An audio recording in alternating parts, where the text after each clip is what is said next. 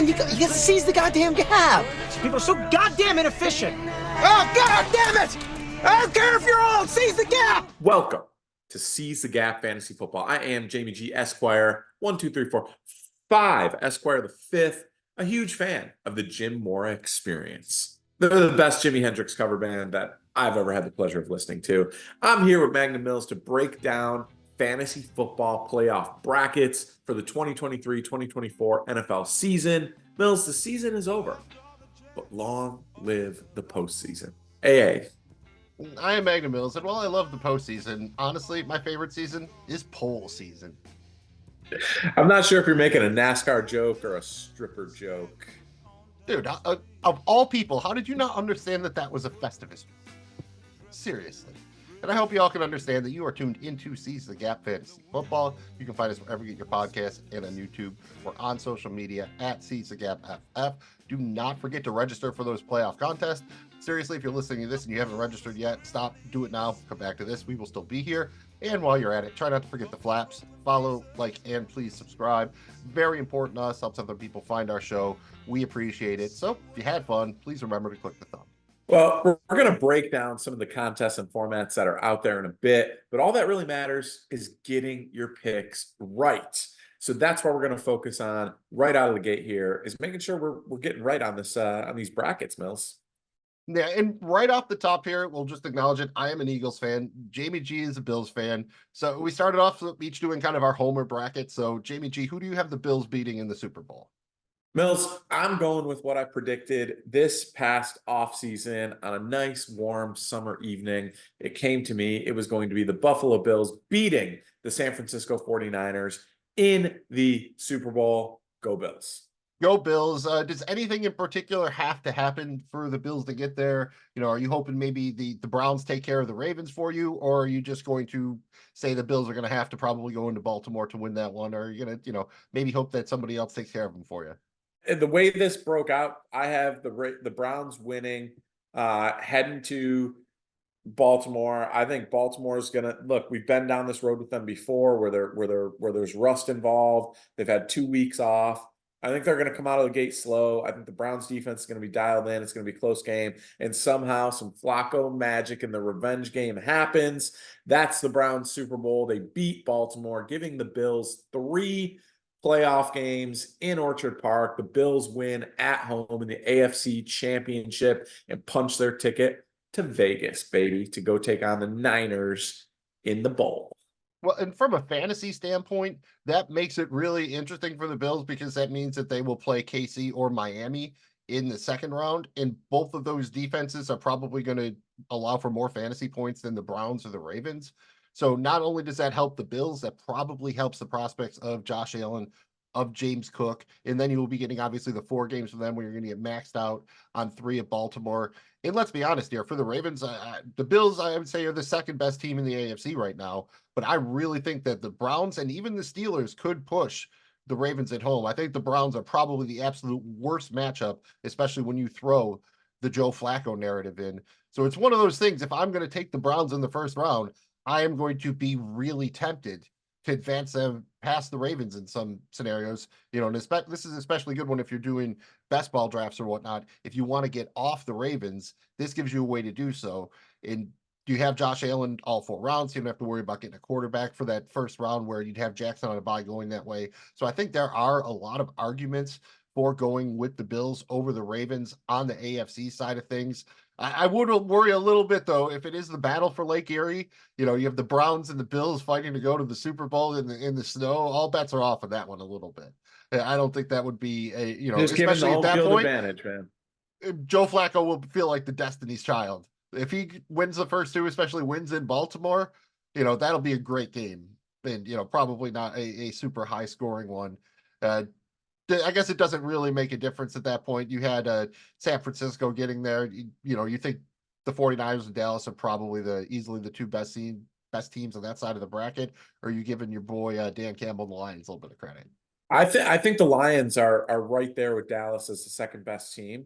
You look, man, they should have beat Dallas in Dallas, a couple weeks ago. Real wonky kind of call on the 2-point conversion. They also didn't play their best game. I think if they get another crack at it, I think they could. I think they could beat Dallas, but you know, Dallas at home, they're they played really well there. So you kind of got to give them just a little bit of an edge, but not much. So it's a 2A 2B situation. And it'll be really interesting if it is Detroit going back to Dallas in round 2 for a rematch of that game. Remember when they caught the 2-point conversion that didn't count at the end and all that nonsense, and they thought they would have had that one? That was just a couple weeks ago, so that'll be kind of a wild matchup. As far as my Eagles, it is not incredibly easy to find a path for them to win, especially because as we're recording this, there's a chance like AJ Brown, Devontae Smith, and DeAndre Swift are all out. It doesn't help to have the majority of your offensive skill position players out. But I think what has to happen for the Eagles is on the AFC side, if they want to win the Super Bowl, we probably need, unfortunately, your Bills to lose, get Cleveland into the Super Bowl, and have them just fall apart at the last minute. You know, Flacco's in game 4, maybe. On the NFC side, obviously, the Eagles have to beat the Bucks. That is step 1. You need the Rams to upset the Lions and Dallas to win. This will send the Rams to San Francisco in round 2. Then the Eagles travel to Dallas. Again, Dallas is still going to be a strong favorite there, but being the divisional game and everything, I think the Eagles at least have a shot there, whereas I don't think they'd have a shot in San Francisco. And then if you have the Rams upset the 49ers, lo and behold, the Eagles would play the NFC Championship game at home against the Rams. So then maybe they could get there in that scenario, and then you got the Browns in the Super Bowl. A lot has to happen here, but I think the Rams are really a key point. As much as you like the Lions, and I like the Lions, honestly, and what Dan Campbell has done, I like their talent and all that. You have Sean McVay, you have Matthew Stafford going back to Detroit. They won a Super Bowl 2 years ago. I mean, would it really shock you if the Rams went on a run? And again, if they win, they're going to travel to San Francisco. That will not faze them. They might be the team best equipped to go into San Francisco and win on the NFC side of the bracket. Any thoughts on that little, the gaming of it, how the matchups might reseed if the Rams could win? Look, man, you could see them getting hot offensively at the right time, stringing together a couple of wins here. I think it messes up a lot of the kind of favorites. I think they could have an easier time beating pretty much everybody except San Francisco. That's the one where it's like you're going to have to see it. If somebody else could go to San Francisco and beat them, in an upset game or something, that would be it. But I don't think the Rams will have any fear. That's where they're a little bit scary. I don't think they'll have And any you have fear to go to Kyren San Williams, Francisco. Puka, and Cooper Kupp. They can keep up with the 49ers theoretically, or at least come kind of close. That defense has really been making strides in the back half of the season. And again, the divisional games, facing a team for the 3rd time in a season.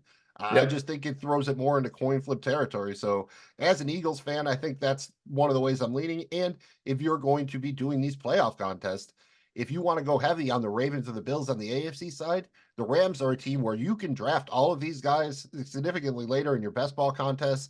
In getting, 2 games out of Kyren Williams or Puka Nacua, that's going to be your main problem, really. When you can only pick one of the Rams, who do you take? It comes down to contest structure a little bit. Is it more valuable to have a running back or a wide receiver? But what do you think, Jamie G? If you say the Rams are even going to just play 2 games, who's your favorite Ram if you can only pick one? Man, this is really tough, but I'm going to probably lean on Puka Nacua. I just expect him to go. But on the other hand, it could be playoff Cooper Kupp time. You can't completely exclude him. I'm probably leaning Puka, but then again, when you look at must-have running backs on the NFC side, obviously McCaffrey, right? But who else? I don't know that I'm taking the running back on Dallas. I don't know that I'm taking. I mean, maybe Gibbs. That job's too split. That's the problem. Yeah, it's. I don't know that I'm taking anybody. You don't want Rachaad White, Jones. You can't feel great about them.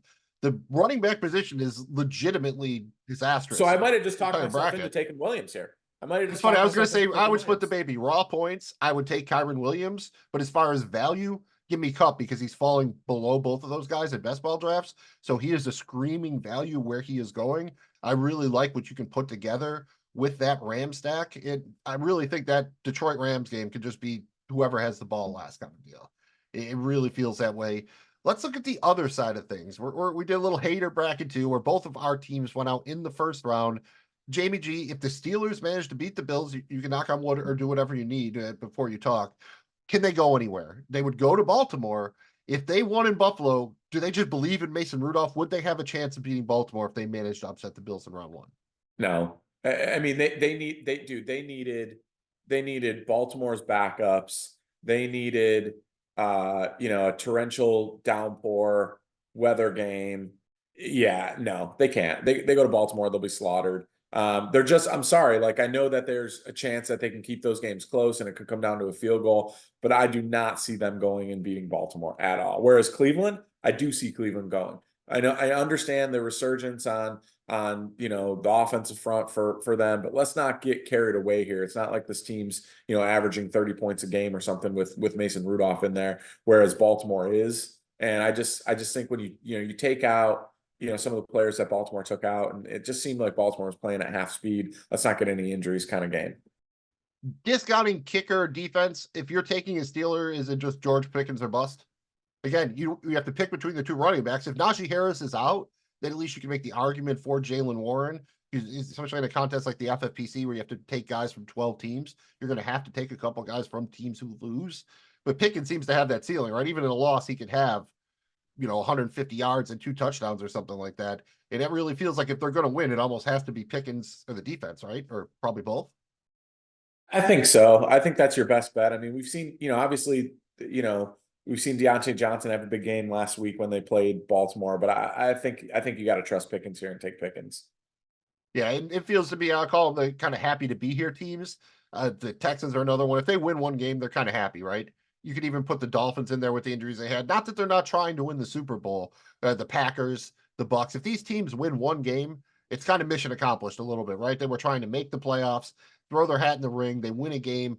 Not that they're going to sit on their laurels, but that the season is success for them. If the Bills win one game in the playoffs, that's not a success for them. Even the Eagles, you could argue, winning one game at this point might be a miracle, but it wouldn't be a success for them after the season they had last year. How about the Bucks? If they manage to beat the Eagles, can they go anywhere?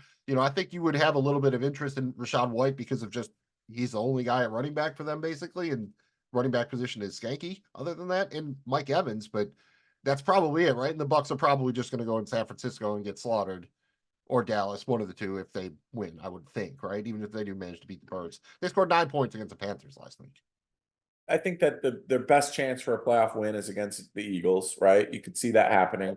But I think it's also the Eagles' best chance for a playoff win too. So it's kind of a weird matchup there. But yeah, I don't see them advancing past the divisional round. I mean, if they have to go to San Francisco is just going to absolutely, I cannot see a world in which San Francisco loses that game to them. I just can't. And I can't see them going into Dallas. I think they could probably have an easier time going into Dallas and winning than they would going into San Francisco, but I don't see them winning either way. So you're getting one game. I think you get 2 games, maybe tops. Yeah, one thing I try to do is just come up with a path for every team to win the Super Bowl. And the best I can figure out for the Bucks is they basically need all the upsets. They need the Rams to win and the Packers to win. Then at least they would be home in round 2 against the Rams. Maybe they have a puncher's chance in that one. Somehow the Packers upset the 49ers, and then they play the NFC Championship game at home against the Packers. If they got all 3 home playoff games, but that's about where it would have to It's go. a chance. Yeah. But that's probably the only way they're getting there. How about those Packers? We also did kind of some long shot brackets. They were a team I thought was interesting because if they can beat Dallas, they're playing with house money at that point. I talk about kind of just happy to be here, but they do have a lot of offensive weapons. They have some blue chip players on defense, even though they've been getting smoked lately. Their main weakness has been the rush defense, and that's not an area that the Cowboys have been exploiting well. I mean, poor Tony Pollard has just had a dreadful season, really. Thoughts on the Packers? Any chance on them doing anything? And if you think they could advance, would it be because the Packers played awesome or because the Cowboys blew it? It's going to be Cowboys blow up. But dude, I think this might be the best matchup for Green Bay. Why? Screen game, run game. Where's Dallas's weakness is getting out physical in the run game and running the ball at them. We've seen them be vulnerable to that. I think there's a chance that they can slow down the game. Just basically Aaron Jones smash game. He gets freaking 80 yards on the ground and another 60, 70 yards through the air. That could absolutely happen. But then once now you get them in a situation where they can't stop the run, I could see that wide receiver game opening up and, some big chunk plays down the field. So this is not a give me game for Dallas as much as it looks like on paper. I think the matchup here, there's some favor to, there's some sides of the matchup that favor Green Bay, and there's some ways to poke a hole in the balloon here if you're a Packers fan. I think what it boils down to is the Packers have the potential to beat the Cowboys, but I really would have a very, very tough time seeing them winning that game in San Francisco, despite the house money thing. Oh, So it makes sure. them, it's really more about, I guess, strategically them knocking Dallas out. So you're really just fading Dallas more than riding the Packers, especially because outside of Aaron Jones, who do you take? I guess I'd say Jaden Reed, but there's a chance Dubs and Watson both play. If they have all these wide receivers active, it's hard to choose one. You have Jones, that's fine, but then in Jordan Love, yeah, I mean, that's still a tough matchup there. And then he goes to San Francisco. So it's hard to argue taking him as a quarterback. So it was a kind of Aaron Jones or bust for the Packers then. Yeah, it is. It is because it's hard to pick your poison from the wide receivers. And you're looking at Jones and you're saying, okay, there's going to be rushing potential and there's going to be passing potential. So for me, that's where it is. And you don't want to really blow your wad on Jordan Love when you think maybe you get 1-2 games max, when you could take other quarterbacks that probably have just as high of an upside, if not higher, and you expect them to play maybe one more game. So I think that it's Jonesy is really the option here. Boy, we are just really not doing phrasing anymore. All right, all right. It is what it is. Just watch what you say there a little bit. And I tried to get weird with it with the Texans, and I really struggled. I could see them beating the Browns if Flacco kind of Flacco's. He's still been throwing picks. He's just been getting away with it. If he throws 3 picks to 1 touchdown, there's absolutely a chance the Texans could win. But are they? I mean, where are they going then if they win? Can they really win more than 1 game? Yeah, I don't want to sell Stroud short, but again, given where the Texans were, them winning a playoff game this year is a monumental accomplishment for that franchise, I think. So again, found money, but they would also be, the season's already been a success. Let's be honest. They're already playing with house money. They are, and I like Houston in a dome. I like them at home. I like them in a dome. You make them go on a road where there's weather.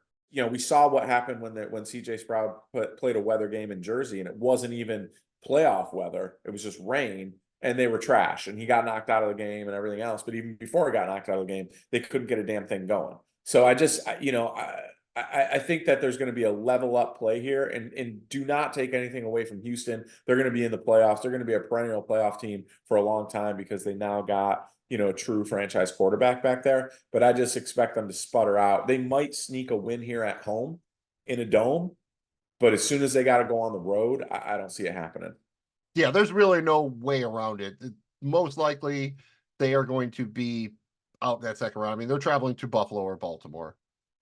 Yeah. The only way they're not is if Miami and Pittsburgh both win, and I don't see that happening. So, I mean, maybe that would be their best bet is the Bills getting knocked out. If they somehow won in Baltimore and then Miami won in Buffalo, they would play the AFC Championship game against Miami and Houston. We've barely talked about Miami or Kansas City. I can't help it, but no matter what I do, this just seems to, whichever one of these 2 teams wins, I'm just almost knocking them out in the second round. Can you make an argument for either? I think the Dolphins are especially tough right now because you don't know the status of Jalen Waddle and Raheem Mostert. They've lost 3 of their best pass rushers. They're banged up on the offensive line, but it's not like the Chiefs have been lighting things on fire here either, right? So what are you doing with Miami and Kansas City? To be honest with you, this is the toughest matchup on the board, and that's not even talking about that it might be one of the coldest games in NFL history when they play it. The Tua Tagovailoa-led Miami Dolphins are 0-10 in games where the weather is under 40 degrees. And, we're talking about -5. This absolutely plays into the hands of the Kansas City Chiefs. They're banged up. There's been a little bit of kind of on tape how to handle some of these motions and some of the things that they did that surprised teams earlier in the season. They're, not having Jalen Waddle and or Raheem Mostert is a big deal for them, just like it would be for any team. I think the Chiefs get the benefit of winning this one at home, but the Chiefs, this has just been a season where even their wins, it looked so hard. Nothing looked easy and clean for the Chiefs this year. And you want to talk from a fantasy standpoint, if you got to pick a player from the Chiefs, it's literally Kelsey or bust, and you got to hope he returns to form as the number 1 option. But I think in that first game, I think it's Isaiah Pacheco time all day. And I think you're going to get more bang for your buck out of, the running game than you will out of the passing game. But I could see, Kelsey kind of emerging here once it's playoff time. We've seen it before with the Chiefs where they just really can't get excited until the playoffs. We'll see if that happens this year. But there hasn't been anything throughout the season that led you to believe that this team is going to, really go on a run here. Could they? Sure. But there hasn't been a lot that's shown me that so far. So I think it's tough for these teams. And I just can't talk myself into Miami going on the road in this weather, banged up, and winning a game in Kansas City. As a fan of a team who's had to go to Kansas City every year for the playoffs the last 3 years, it's a difficult place to win anytime, especially in the playoffs. I don't think technically you went to Kansas City for the playoffs last year, but it feels like a playoff game every time you go there. It does. Well, the last 2 years before that we did. So yeah, I know what you mean. You've been going there every year, it seems, for a minute here. It's kind of how, like, back in the day when Peyton Manning was on the Colts, that somehow the Patriots and the Colts played each other every year. It just always worked out that way. Honestly, this is a spot where Kelsey is probably going to pick up some ownership, despite it all, in contests where you have to take a tight end, especially in like FFPC type of joint where you can only take one player per NFL team, or even if you can take two. Him and Njoku are going to be pretty popular as the one-off. So I think people are like, look, if I get 2 games out of the tight end there, that's great, because if I'm going to take a Bill, I'm going to, it's not going to be Dalton and Cade. If I take a Raven, Isaiah Likely's probably not the second one off the board after Lamar. So I think people are going to go to him a little bit. But other than that, I mean, you really want both running backs. I think obviously Achane, if Mostert is out, he is one of those dudes that is capable of putting a 200-yard, 2-score kind of game up there. So he could be useful even as a one-off. Ditto Pacheco. The Chiefs' offense is so broken. I expect them just to feature him heavily. I don't think they're going to really rush to get Clyde Edwards-Helaire in there. McKinnon is out, so all signs point to Pacheco being the Chief to own, I think, or at least my favorite Chief. Rashee Rice, I think, is going to fly under the radar a little bit, for good measure. But how about Tyreek Hill? This is a revenge game.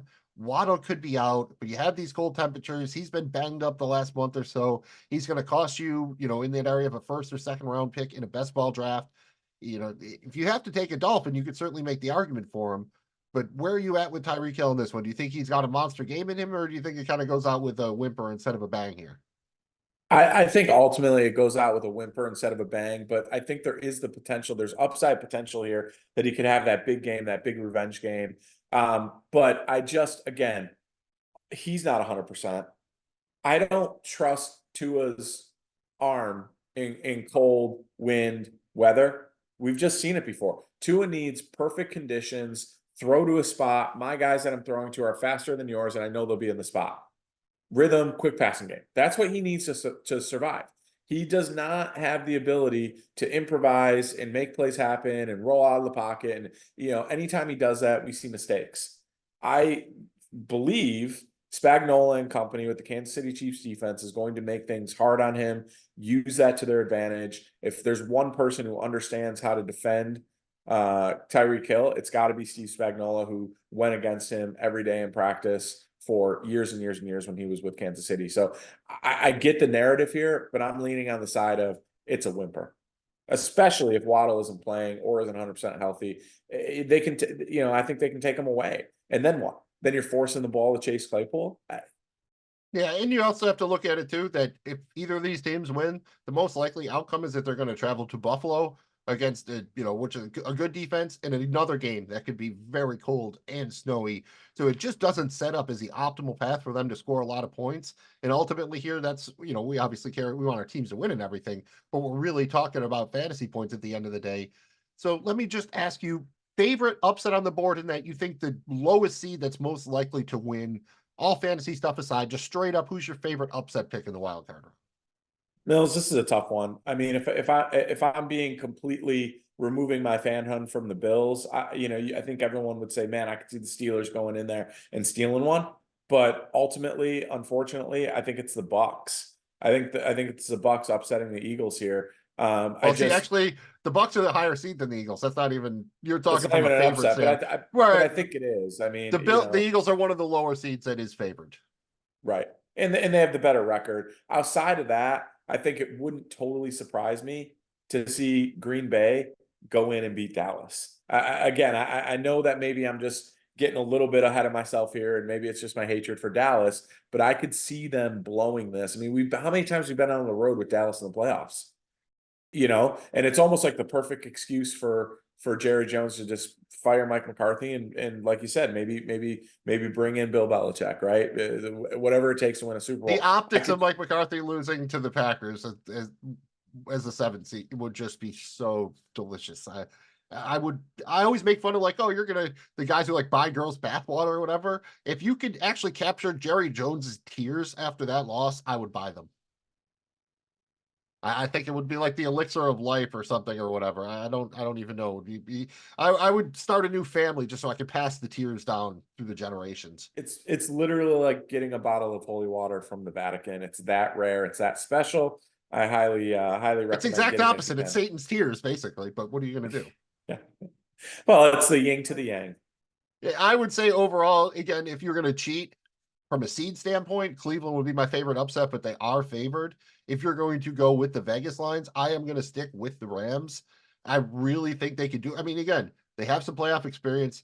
Dan Campbell's a good coach. I think Sean McVay is at least a better tactical coach overall. It's hard to take anything away from him. The man has won a Super Bowl. And I mean, this is Matthew Stafford coming home. And I also think that the Rams are my favorite upset from a fantasy standpoint, because if they win, there's a lot of fantasy production and it all goes to 3 guys.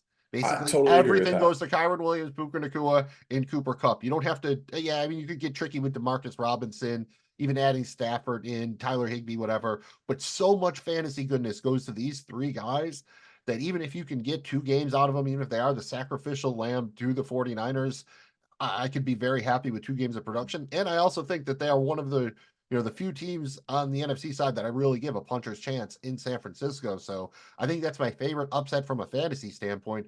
How about you? Do you have a favorite upset that even if you don't think it'll happen, it would be the best possible upset for fantasy owners? If somehow Miami can go on a run here, you gotta love the A-Chain and Hill combination. And I think you feel pretty good about that considering the injuries. So if somehow they can go on a run and get 2-3 games, I really like the ability to get some production out of those guys. It would make me feel a lot better if they would have had home field advantage, and at least get a couple home games. But I absolutely love what you can get out of those 2 guys, down the stretch here if they can find themselves winning a few games. I like that. I like that. What's wild before we move on? I can't remember the last time you have both of the teams that were in the Super Bowl last year. They're both in the playoffs this year. And if the Eagles met the Chiefs again in the Super Bowl, it would be almost one of the most unexpected outcomes of this entire bracket, right?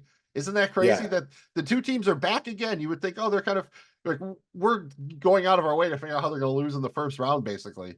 That the fact that a Super Bowl rematch is plausible, but we're not even bringing it up is kind of wild. And we didn't really talk about the Eagles at all. So let's kind of start there with a little team player, whatnot. Do you have any interest in anybody on the Eagles? I mean, Hurts is the only one we know for sure is healthy right now. Do you have any interest in him, even if it is a one-off, say you're taking Purdy or Lamar Jackson? Are you okay with just rolling Jalen Hurts out there for a game at this point? It feels like you should be, but it's just such He's going as like the QB6, QB7 in draft. Considering he was, the QB2 in fantasy leagues, that feels a little low. There's value there for sure, but it just, I mean, dude, it's hard. It's so hard for me because what have I seen the last 5-6 weeks that makes me be like, yes, I want him. Especially if there's injuries at the wide receiver position. Who's he throwing the football to? Yeah, maybe we get some rushing touchdown potential, but I just don't. It's hard for me to sell. Could I live with it? Sure, but would I rather have? Honestly, I'd probably rather have Stafford. I wouldn't argue with you. And this is just purely having done a few drafts on Underdog this morning, and that's a half-point PPR. So the rushing touchdowns get amplified a little bit. So that would be my argument there, because that worked out where I had Lamar Jackson, so I needed to pick up a second quarterback. And ironically, he got sniped, and I wound up going with Stafford, but I already had Nacua and Kupp, so that made a lot of sense to go that way because I kind of worked that stack out. But if I have to have an Eagle, though, dude, it probably is Jalen Hurts, though, right? Just because I don't know the health of Slim Reaper there and AJ Brown. It's all a crapshoot right now. I mean, other than that, it's like, do I go Kenneth Gainwell and just be like maybe, or Dallas Goedert? I mean, maybe Dallas Goedert, but I'll bet you a shiny nickel in the FFPC. The most owned Eagle is kicker Jake Elliott. That's wild. That's my prediction right there. But We'll see on Saturday when those numbers come out how that looks. Sticking with the kind of favorites in the NFC, you have San Francisco. Christian McCaffrey is pretty much, you plug him in, right? It's hard to get You around have that. to. You could definitely make the argument, especially if you're playing like the $35 version of the FFPC tournament where there's a gazillion entries basically, for taking shots on Debo, Ayuk, on Purdy, on Kittle. But that's the problem, right? Those are all viable options. After McCaffrey, who's your second favorite 49er? This is really tough because you just don't know who's going to get the ball. I mean, you basically got Ayuk, Kittle, Debo, right? I guess you could go Purdy just because at least he's touching the ball every time. But even with that, I get a little bit nervous. I'd probably just roll the dice on Ayuk, but honestly, I think I'd probably have to go either Purdy or McCaffrey, just because again, at least if I go Purdy, I know, okay, if he no matter who he throws it to, we're getting some of the points on the completion and the yardage from Purdy. I think in contests like being offered by RT Sports, where you can take two players from an NFL team, I think McCaffrey Purdy's the way to go, and you just try to capture all of the 49ers touchdowns, basically. Yeah. Aside from maybe the random, Kyle Juszczyk or Elijah Mitchell 1-yard plunge or whatever, theoretically that should give you access to most of those. Any preference between Debo or Ayuk? I honestly, I think Ayuk's going to have less ownership, so I'd probably go there. But I think you can absolutely make the case for Debo just in the, because sometimes they use him in the run game. So it's like, okay, you could see him getting some more touches in the run game. But I think I'd probably take the value here, and less people are going to own Ayuk, so I'd probably go Ayuk. Moving over to the Cowboys, CeeDee Lamb is right there with Christian McCaffrey as one of the top two. You're just kind of plugging them in. It's really difficult to go away. Again, he could have 150 yards and 2 touchdowns to be, even if the Cowboys lose, pay it off as a oneer there. Outside of Lamb, how are you dealing with the Cowboys? And let me just ask, is any interest in Tony Pollard at all? Do you think there's any chance of a playoff bounce back? Or are you worried that he might even get phased out a little bit here if he's still ineffective? I can't. I think if you're gonna go Dallas, the only option you have, especially on the 2-player entries is Dak and CeeDee Lamb. I mean, that's the only way that I can talk myself into anything with Dallas right now. And if you're doing say a best ball draft and you get Lamb with one of the first 2 picks, do you have any interest trying to build a Lamar Jackson lineup with that? Or if you have Lamb, are you just saying, all right, I'm getting Dak the quarterback and we're just stacking them and we're ride or die with the Cowboys stack there? I don't know if Lamar will be there with your next pick. I mean, if he's there, I think you could probably make the case. But again, for Baltimore, you're almost stuck with Lamar. I don't think you want anybody else because you're really choosing, okay, is it going to be Gus Bus Day or Justice Hill Day, or is it going to be Likely or Zay or OD or Beckham? Yeah, it's too hard to choose. So I think you just say, okay, well, I'm just going to go with Lamar. That's really the only That's really the only Raven I want here. So I think you can make that case, but there's something intriguing about that stack. I guess it depends on how far you think Dallas will go. It really does, and you can get cute trying to add, Brandon Cooks in there. Jake Ferguson is a guy I like if you have to fill the tight end position, kind of late on the flyer, because again, he does see a decent number of red zone targets. The one thing I will say for Baltimore, I like that you brought them up there, is I like them a little bit more than the 49ers, because after you draft Jackson, you can get access to most of the other pieces. Zay Flowers is going a little bit earlier. Likely is definitely falling a bit. Beckham's cheap. All the running backs are basically cheap. You do worry that they throw Delvin Cook in there. You can even tack on Rashad Bateman and Nelson Aguilar if you like. So there are deep options there. Whereas with the 49ers, if you try to stack them early, good luck. You're basically going to get 2 of them is how it's going to work for the most part. Maybe you could get McCaffrey, Purdy, Kittle, but I don't think you're going to be able to do it. Whereas with the Ravens, it is completely possible to get Lamar Jackson, Zay Flowers, Isaiah Likely, Odell Beckham in one of the running backs or something like that. So I think from that standpoint, I do like the Ravens. And how about your Bills, man? Again, Josh Allen is pretty much the obvious. You think the Bills are going there. You want to get 4 games out of the quarterback. It's not rocket science. Who's the second Bill you're taking? Is the Diggs resurgence coming? Are you doing like you do with the 49ers, pairing up with James Cook? How are you playing the Bills? I think I'm going to go the route of the 49ers and take James Cook here, just because I expect him to be active in the passing game. I expect the bulk of the touchdowns to be Josh Allen led. And then, you're going to get, we've seen James Cook do this. It's really hard on where the football's going, whether it's Kincaid, whether it's Knox, whether it's Diggs. I do think we get the Diggs resurgence game as the playoffs go on here. We saw it a little bit last week in Miami. I know he didn't get into the end zone. He should have on one, but I think he was 7 for 80 yards or whatever it was. So I think it's coming, and especially, if you're getting PPR led, leagues here, I think it makes sense. As good as the Bills are, and as much as I want them to win, I don't know that it's an offense that will be as, like heading into the playoffs last year, the year before, it was like, you got to have it. It's going to go top. I don't know that it is. I think it's kind of flying under the radar here a little bit in terms of just like, I think there's other offenses you want a piece of more. Any interest in Khalil Shakir, since we don't know the status of Gabe Davis? He's a guy that's going fairly late in best ball formats. Any interest there? I think so. I mean, I think, look, the last couple of games, he's caught every single one of his targets. The guy has tremendous yak upside. He's a big yard after the catch guy. He hasn't gotten into the end zone as much as we like, but I do think that, somebody who's way down on the list, especially in like a best ball type format, he could have that one big game where it's like, oh, dude, we just got double digit points off this guy. And one thing that I do want to point out is you have to pay attention to everything, especially the injuries and the weather. Obviously, you're going to do best ball draft. Once you do it, it's done. But in these pick'em contests, you can continue to make changes up until the first game starts. So you want to get the latest information possible. We don't have all that as we record, but Jamie and G right now, let me just ask you, any willingness to take a chance on Sam Laporta? You want to so bad, but I just, man, it's going to be an indoor game. So there's really not like, but man, I don't think I can get there. Any of the injured guys, you also have, Christian Watson, AJ Brown, Devontae Smith, Jalen Waddle. Are you taking chances on any of these guys, or are you just kind of saying, you know what, there's enough other options I would rather just go with somebody I know is going to play? Do any of them have enough upside to take the chance, That's probably where I'm going. I think out of all of them, I'd probably go Devontae Smith, just because I think he's the most likely to play. And if Brown's not in there, I could see him getting, increased targets. And he could have a monster he could have a monster day. He just does so much. He can go up and get it. He can get you on the deep ball. He's great in the quick passing game. I just could see him having a big day there. So, and again, assuming that the Eagles win in advance, I think you get a minimum of 2 games out of him. So that's probably the one I would have to go with. Waddle, it's hard to talk yourself into a high ankle, right? Waddle's got a high ankle. Even if he comes back, how effective is he? I'm probably going Slim Reaper there.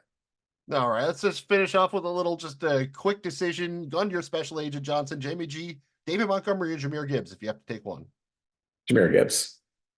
Yeah, I think it still is Gibbs, but Montgomery just keeps scoring all of those touchdowns. He does. You have to pick one from Cleveland, not Joe Flacco. Njoku, Amari Cooper. Ooh, this is really tough because I want to go Njoku, especially because of the lack of the talent at tight end, and that may lead me there. But I think my initial reaction is Amari Cooper. There's just been a huge resurgence with him. You're kind of seeing him back to form here with Flacco throwing the football. I think I gotta go Amari Cooper. And if you're taking a Houston player, your boy Devin Singletary or Nico Collins? I gotta go with the homie Nico. I love Motor. Shout out 2-6. Motor Singletary is a great football player. Really enjoyed him. Happy for him having some success down in H-Town. But I gotta go with my guy Nico. And if, let's say, Sam Laporta is out, would you rather have Josh Reynolds or Jameson Williams for the Lions? Probably Jameson Williams. You've seen his target share go up. It used to be like, hey, we just need that one big play. But now you're starting to see 6-7 targets a game. I'm going to trust the pedigree there of Jameson Williams. I drafted him in the first round. I'm taking Williams. Traded up to 10 to take him in the first round. That's true. Very confident move there. Yeah. Yep. Any other thoughts as far as the teams or positions? We'll get into talking about the actual contest and stuff in a minute here. A lot of options out there. Anything all just as far as the actual who you're going to put on those teams? Nothing more really to add here. I think we covered it pretty good. I mean, there's a lot of thought that goes into this, and it's a limited pool of players. But so much of it is what I'm finding is situational. So much of it is situational. Where are they playing? Are they on the road? Weather, who else is hurt? All this kind of stuff, right? How far do we think they can go? Can we really, it's just, it's so much of this, more so than any other part of the season, is situational. Yeah, that's very true. And the one thing I will just say is you don't have to worry about as much in best ball. Best ball, you want to stack, you want to pick your Super Bowl and try to get as many players on both sides of that game as possible. When you're doing these pick'em contests, it's going to be very tempting to start your lineup by plugging in CeeDee Lamb, Christian McCaffrey, and then either Josh Allen or Lamar Jackson. You can do that, and that might even be the optimal way to go. But if you're going to do that, then you need to get weird with the rest of your stuff. If you're willing to fade one of Lamb or McCaffrey, you can almost do what you want because you're going to have a pretty unique lineup just by not having both of them in there. Again, that'll be a little bit different maybe in the $35 FFPC where you get more entries. But I think for the most part, you have to be willing to get a little bit uncomfortable. I go back to the year where the Patriots came back against the Falcons, and the key wasn't to have Brady and Gronk or Brady and Edelman. It was to have Brady and James White. So just try to think about that when you're making your lineup. You have to get a little weird with it. It's going to be a little uncomfortable. It always is the first time. But when you get the money, you feel a lot better. I don't care if you're old, seize the gap! You old fat bitch! Now it's time to start breaking down these contests. Let's start with any best ball contest where you actually have a draft.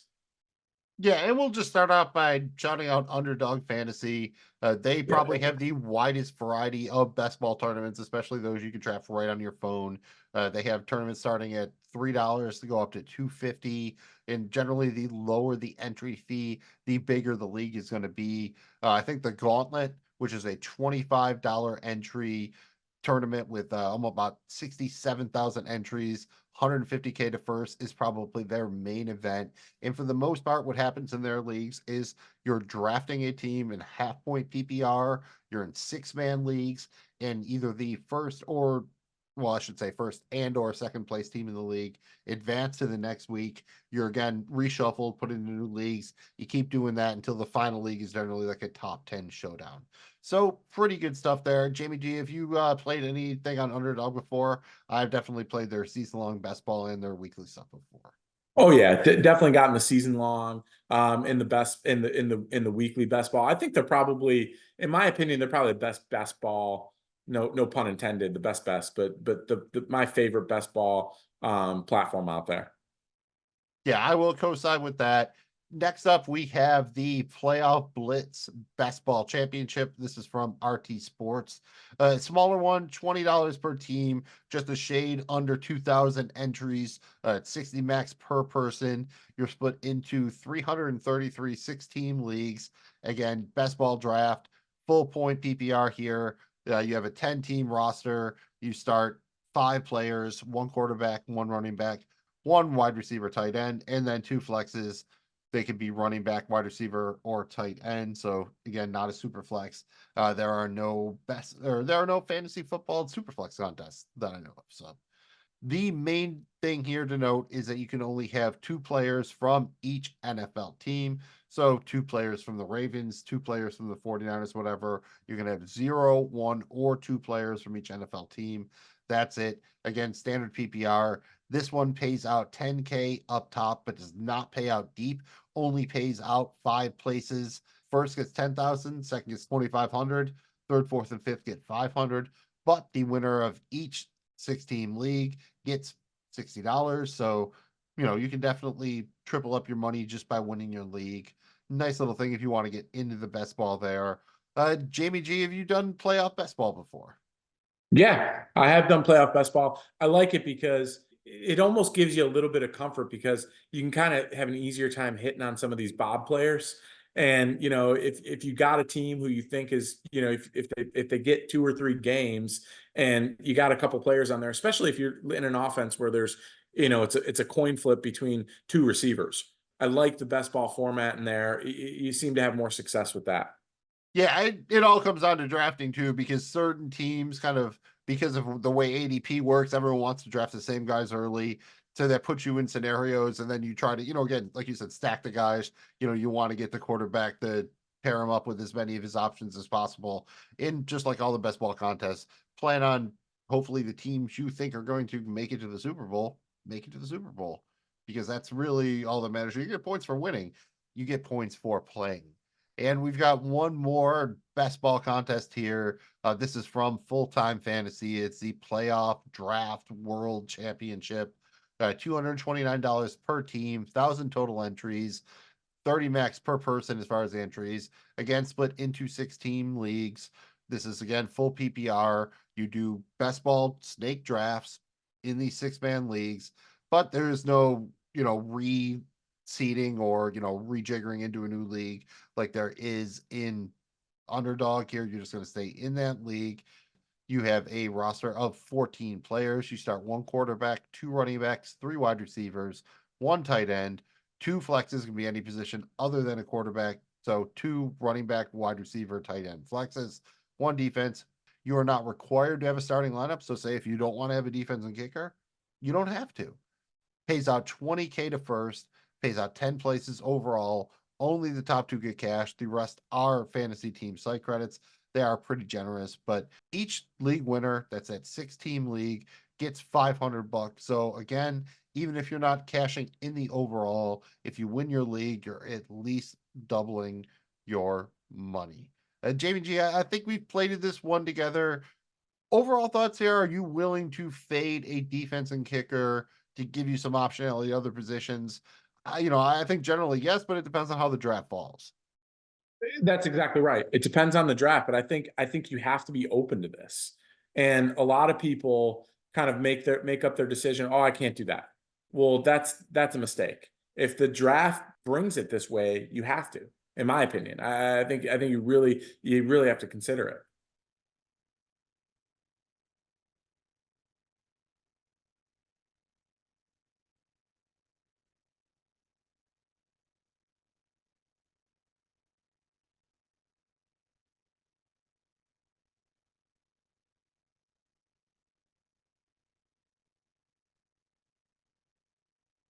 Definitely the defense.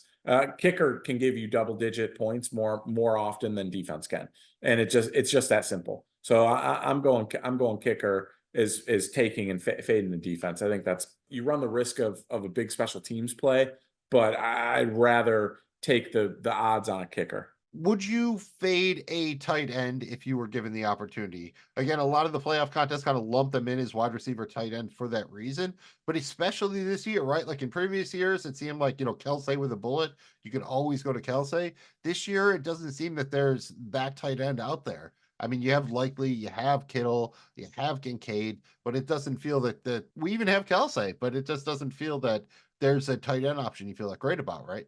It doesn't feel like there's a must-have number one option on any one of these offenses heading into the playoffs. Even with the Kittles of the world, you still got to think about all the other mouths on that offense. What made Kelsey so must get, and what made Mark Andrews so must get, is there was no other weapons in that offense. They were legitimately the number one. So you could absolutely make the case. Squeeze in an extra wide receiver, squeeze in an extra running back if you can slide him into that flex position. If it's a running back, tight end, wide receiver flex. If not, I think you go with the extra wide receiver. Yeah, and some overall stuff, I would say, no matter what here, unless you find a super flex contest, and if you find one, call me. Don't draft more than 2 quarterbacks. I think you have to max out there. Same thing at tight end. Do not draft more than 2 tight ends. And unless, if you're in a super deep format, do what you need to do. You will understand if you're at that point. But again, I would not draft more than 1 defense or 1 kicker. Again, every league is a little bit different. Maybe there are a couple spots where that could work out for you, but I would say for the most part, you generally want to take a stand at quarterback and then just load up on running back, wide receiver, and get as many games played possible from those positions. Let's move on to the pick'em contest, where you have to select your team before the first game begins. Yeah, and this is going to be the majority of contests that people play in for the most part. First up is the Wager Wire postseason shootout. This is from the Fantasy Championship over on RT Sports. $125 per team, 2,500 total entries, max of 75 per person. This is a pick'em joint where you can only take 2 players from each NFL team. There are no roster changes once you begin. You have 10 players on your roster, 2 quarterbacks, 2 running backs, 2 wide receiver tight ends, 2 running back, wide receiver, tight end flexes, 1 defense, 1 kicker. That's it. Again, like I said, You can only have 2 players from each NFL team. Standard PPR scoring, 100K up top, falls off quickly, 20K to second, 15 to third, 7,500. Goes down from there, pays out to 200 places. Minimum prize is $200. That's from 50th to 200. Who are your favorite teams if you can target 2 players per team? Because there's not a lot of 3 per team. It's generally you can either have 1 player per team, 2 player per team, or as many as you want. Are there any teams that are more attractive because you can take exactly 2 players maximum? You can make the case, with the quarterback wide receiver stack with Dallas, with CeeDee Lamb and Dak Prescott. I think you can make that case with Miami, but I think instead of taking the quarterback, you maybe look at a Mostert or an Achane and then go ahead and take a Hill. I also think you can make that case for the most part with San Francisco and get probably the most level of flexibility with, any one of the big 5 there in Purdy, McCaffrey, Kittle, Debo, and Ayuk. And obviously we could go ahead and the interesting thing is Baltimore, because you're going to basically be forced to take Lamar. Is there enough meat on the bone there to feel comfortable kind of taking a flyer, maybe on like playoff Odell Beckham coming to light, or maybe taking a Zay Jones? Maybe Isaiah Likely, but I think you probably stay away from that. I think there's better options. Yeah, look, dude, I'm not saying that they're gonna if they can get you 2 games. I think a Puka and a Matthew Stafford or a Puka and a Karen Williams is absolutely in play here too. The problem is, will they go to Detroit and win? Yeah, what up, Detroit? Yeah, there's a lot of interesting things you can unpack there. I think ultimately what it comes down to is a lot of people are probably going to, I think, defer to the 49ers on the NFC side of the bracket, despite the fact I think you're totally right. CD and Dak, that's the easiest 2-man stack there is. They have been doing it, and they've been doing it to the degree if you can get 2 games from them, you can argue that's as good as maybe almost 3 games from any of the other pairs we could talk about. And you should get 2 home games. You should get 2 home games, which we've seen what they do at home. They will get 2 if they win. Yeah, they are guaranteed. They're going to get 2 home games. They get, if they win week 1, they're 2 home games. So it is what it is. I do like the Nakua Stafford thing you're putting down. I think that's interesting. This contest isn't so huge that I think you'd have to pivot, all the way to Cup. Whereas, a couple of the other contests we'll talk about, they go so deep where I think you might have to kind of go to more of a pivot like that here.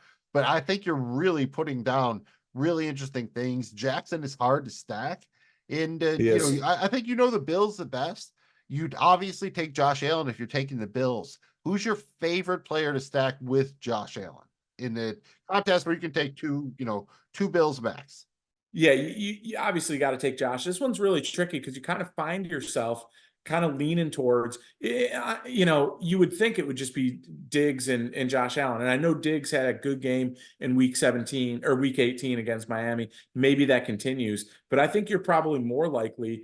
To me, I think it's worth maybe taking a little bit of chance with James Cook and Josh, or Josh and Kincaid. But I think you could probably make a case for any of those 3. But for me, I'd probably stay off of Diggs and maybe go Cook.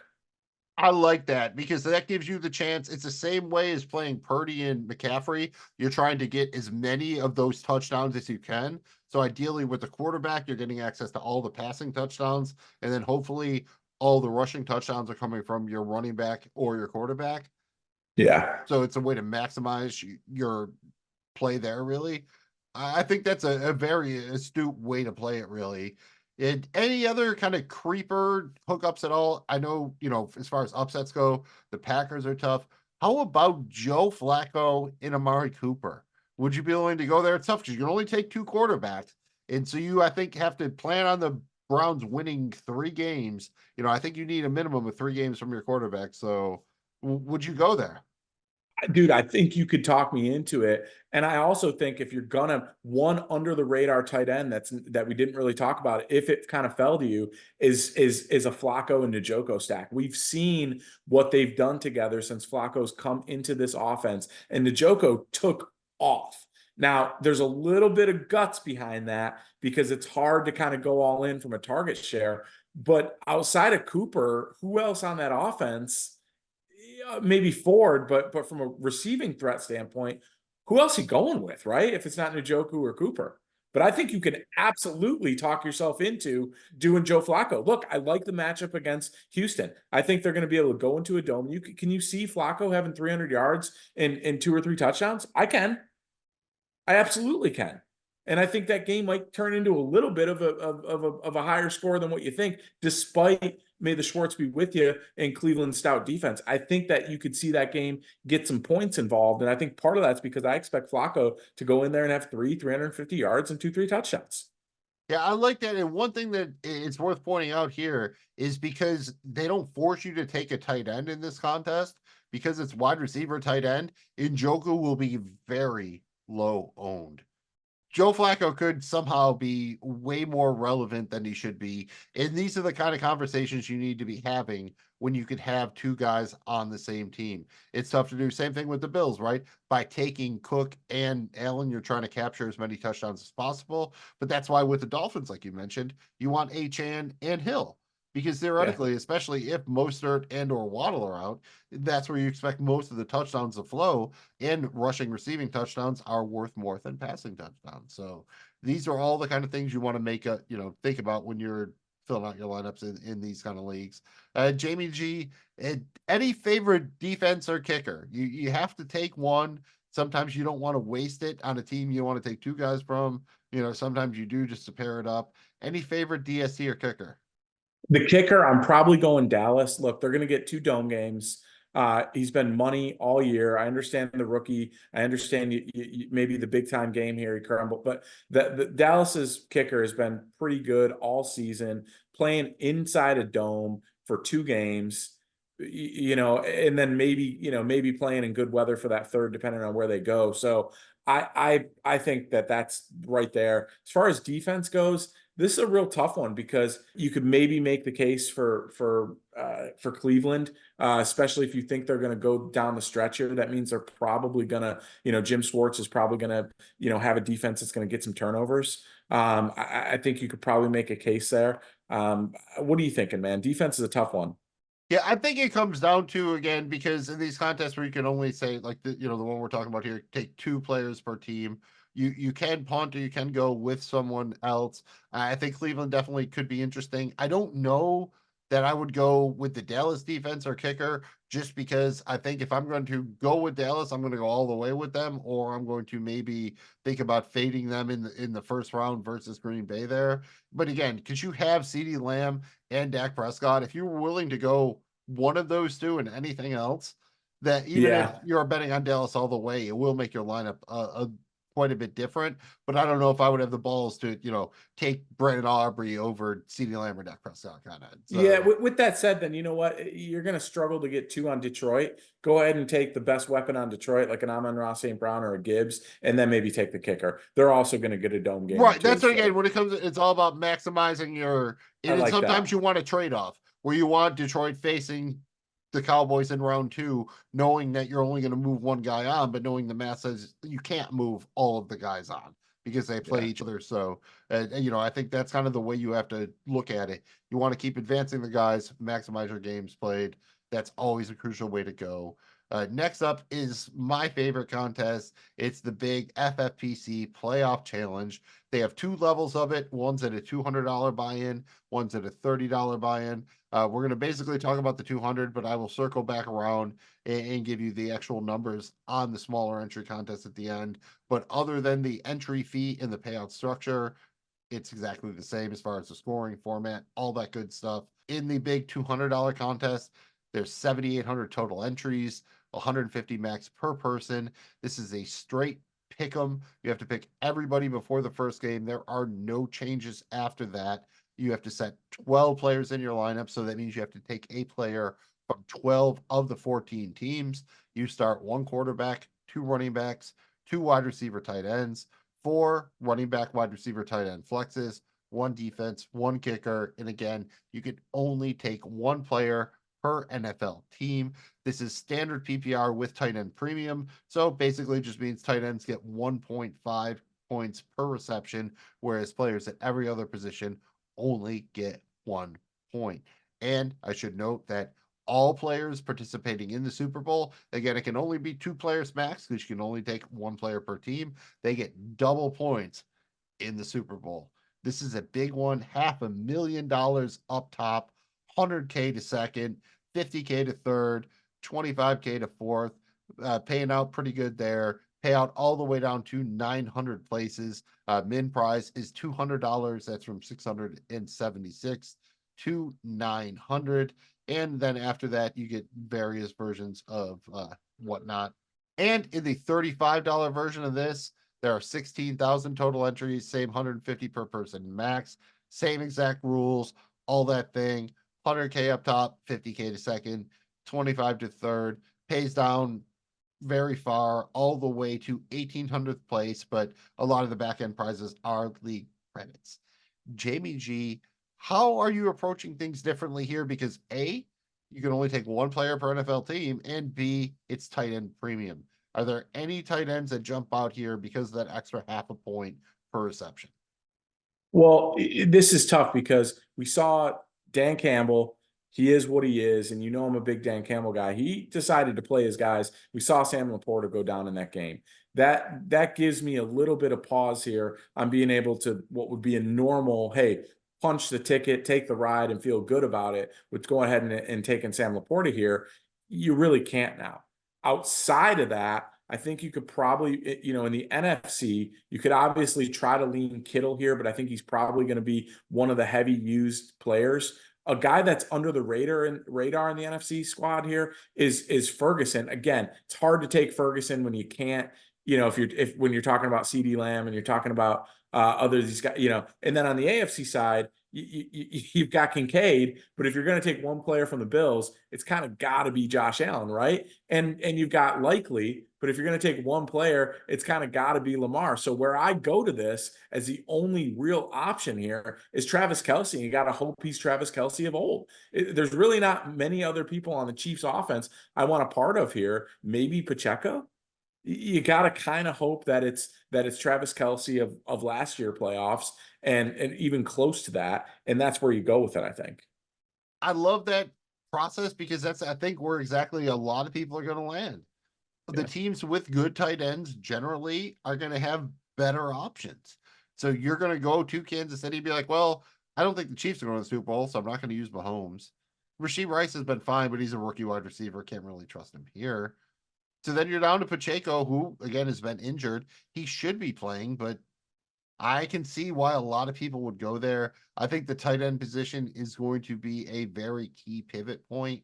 But unfortunately for a team like the Bills, as much as you love Dalton Kincaid, if the Buffalo Bills are going to win the Super Bowl, I think you have to have Josh Allen there, especially with double points in the Super Bowl. You have to. And like you said, you're going to get the rushing. You're going to get the receiving touchdowns, the passing touchdown. You'd be nuts to not. You have to. Right. And same thing with the Ravens. 49ers win, you could make the argument, oh, yeah, for taking Christian McCaffrey over the quarterback. Absolutely. But with Buffalo and with Baltimore, you absolutely cannot. You have to take the quarterback in both those positions. You're especially Baltimore. You don't even think about it. You're literally forced into taking Lamar. I mean, there's no in this FFPC format. Like, I love Likely, but he's not going to get 12 targets in a game. That's just not really how they run that offense. The Ravens are a team I would feel more comfortable attacking, I guess, at least being different in different contests where you can select a whole team or a best ball draft where maybe you get some exposure to Likely, to Beckham, Rashad Bateman, Dalvin Cook. I can dig deeper on some of these guys. But I think in a format like this with the FFPC, it's really hard. But then again, you can only take 1 quarterback. So then you can't really take Josh Allen. So that moves you onto a different decision from the Bills. Jamie G, if you had to take a non-Josh Allen Buffalo Bill, assuming they play at least 2 games, who would it be? I think I'm going to probably lean towards Cook, just because I think he's going to touch the football more than any other weapon on that offense.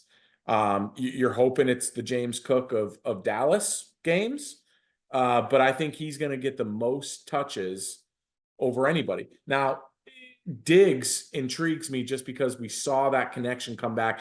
They started feeding him early in that game. He broke a couple. He could have had a massive touchdown.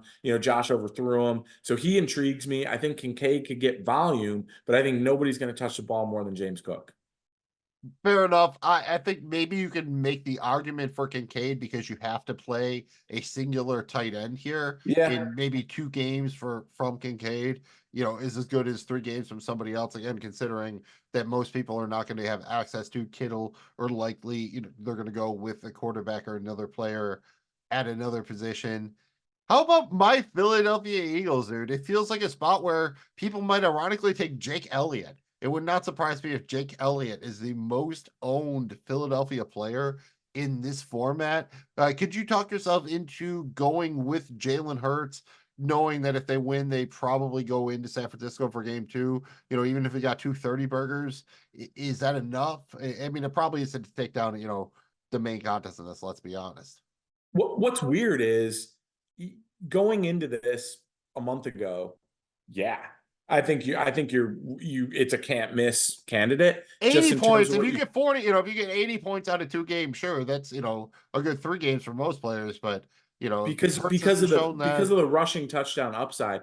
But what I've seen, and now with Brown potentially being out here, I just don't know if there's going to be enough passing volume there and enough kind of big play runs. He's going to get a lot of 3 to 5 yard gains on running the football with tush push and all that, but brotherly shove. But I don't. So I think that's probably why. I think I'm probably gonna pass on it, man. I just, is it possible? Yes. But the other thing is he healthy? You know what I mean? Like I got questions, man. I got questions. What's interesting is I think there's a real chance that you go to kicker defense from Philly or fade them at all. There's only 2 teams in this FFPC format that you can ignore. How about the Rams, dude? Is it Puka Nacua or Kyron Williams? As much as I want to go Williams, I think I'm being forced to go Puka here, dude.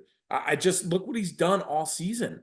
I know most people are going to probably be on him. So if you want to stay away from the chalk here a little bit, Williams is probably your better play. But personally, I don't know if I got the stones. I think I'd probably go, especially I just love that week 1 matchup in Detroit. I could see Puka having a monster game there. Where Detroit's weak is kind of on the back end of that defense. You can throw the football around on him. I could picture Puka. So that would probably convince me to go Puka, but I don't think there's necessarily a wrong answer there.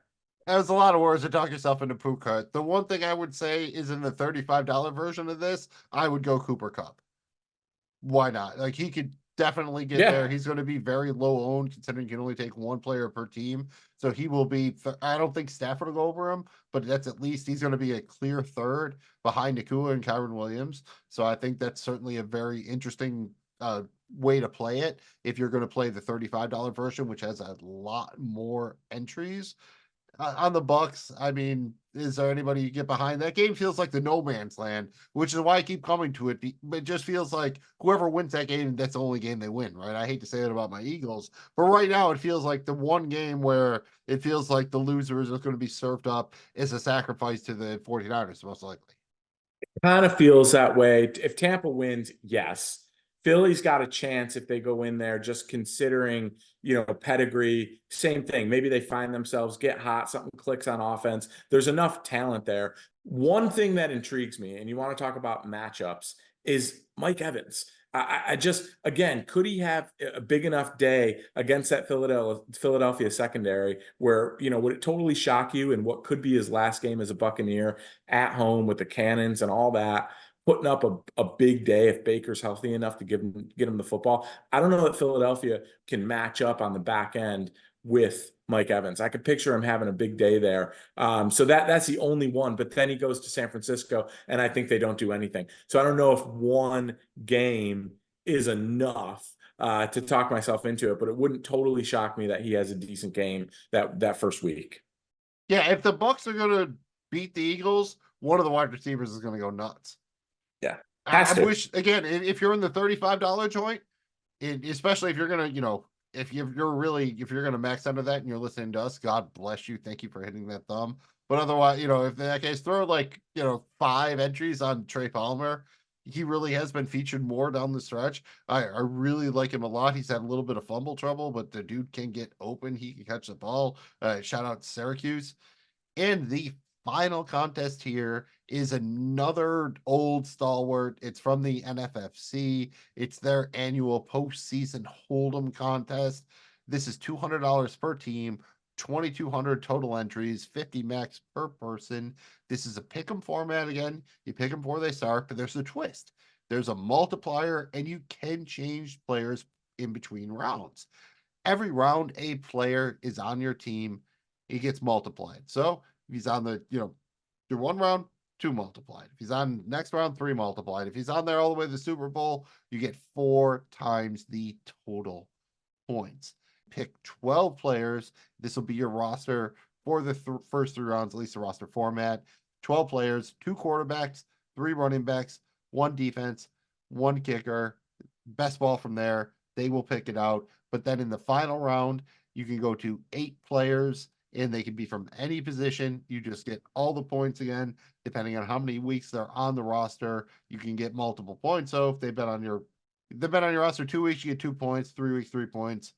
I would think you get it at that point. Standard PPR scoring, nothing extra. And the top prize here is $150K, 25,000 a second, 20,000 a third, 15,000 a fourth, 10K to fifth. It's a pretty nice structure given the 150 up top. Jamie G, how do you like this one? Because again, you get a multiplier effect for getting a guy early and holding on, but you can still make changes. So even if you miss early, you have a little bit of hope. I really like this because on most of these contests and most of these games are kind of you set it and forget it a little bit, right? So 100%.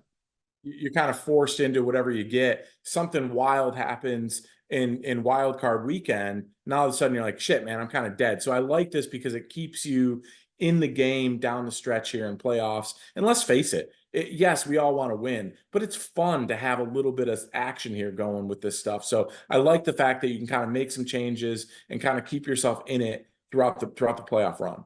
Yeah, and I should note here that there's also a cascading rule as far as people you can take per team. In the first round, you can only take 1 player per NFL team. Second round, 2 players per NFL team. Third round, 3 players. Then finally, in the fourth round, 4 players. So in the fourth round, then you will have 4 players from each side playing each other. So there is a strategy to sometimes taking a player who doesn't play in the first round to get the multiplier effect. So it's a very interesting contest. It's been around for a long time. You can trust the NFFC, 150K up top. It's a very interesting one, and definitely one that behooves you to, take a stand on. And then even in between, sometimes like, take a random shot on going with say Gabe Davis instead of a Stephon Diggs, to put it in those terms, like going with the secondary guy, sometimes going with a James White instead of a Gronkowski or a Julian Edelman, to put it in the, Patriots, Falcons back in the day terms. Very cool. And Mills may still be regretting that decision from many, many moons ago. I think that about does it. What's up next for Seize the Gap, Mills? Not much during the playoffs. We'll be, having other stuff on our channel. We'll be checking out maybe some Down with the King, doing some DraftKings stuff, some Bet It, Bank It, Blow It, betting on stuff. But we will be back after the playoffs to break down the results from the playoff contest. Then we're going to do some best ball stuff. We'll talk about the upcoming free agency class.